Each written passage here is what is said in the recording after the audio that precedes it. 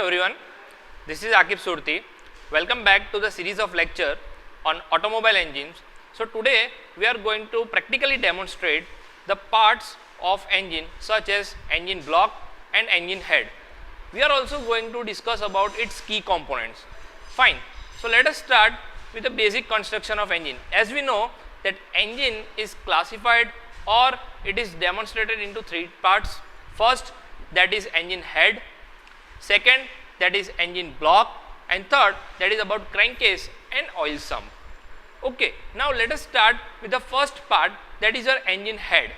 Before going to the engine head, let us discuss about engine head cover, or it is also known as tappet cover. As you can see over here, these provisions are provided in the head cover, or we can say tappet cover, to fix to the engine head. Now here you can see a hole is provided in which a cap will be placed such that you can top up the engine oil from this provision.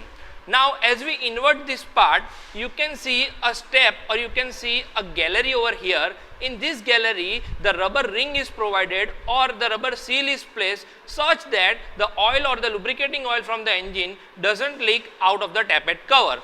Generally, the material of this tappet cover is aluminum alloy. Why it is made up of aluminum alloy?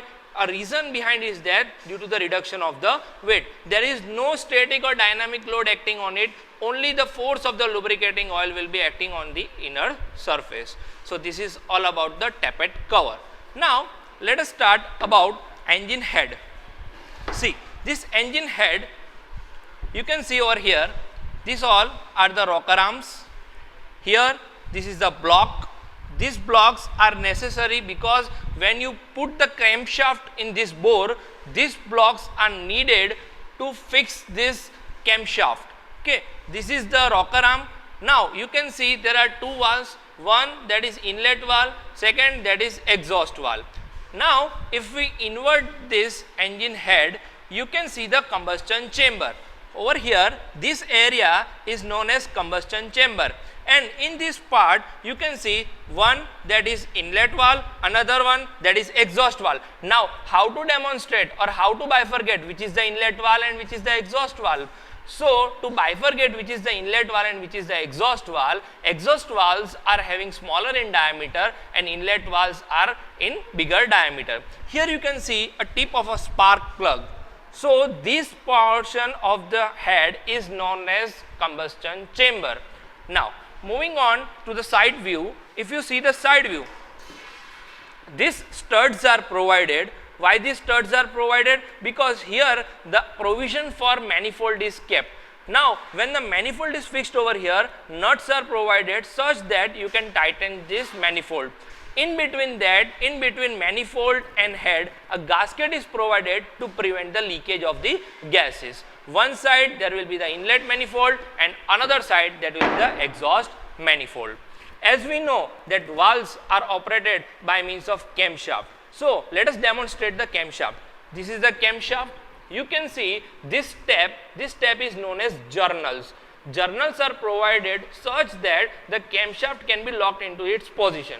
Now let us see the cam lobes. These cam lobes are shaped as an egg shape such that when this point of the lobe touches the rocker arm, it pushes the valve and leads to the opening of the valve. This camshaft is driven directly from the crankshaft, and the speed of the camshaft is 1/2 at the speed of the crankshaft. For example, let us say if the crankshaft is rotating at 2000 rpm, the camshaft will be rotating at 1000 rpm. Generally this camshaft is made up from hardened steel and the cam lobes are hard chromed. Why these cam lobes are hard chromed? The reason behind the hard chroming of the cam lobes is to increase the wear resistance of the camshaft. Okay, so this is about the camshaft. This is it for part 1. Now for engine block and crankshaft, let's see in the part 2 video.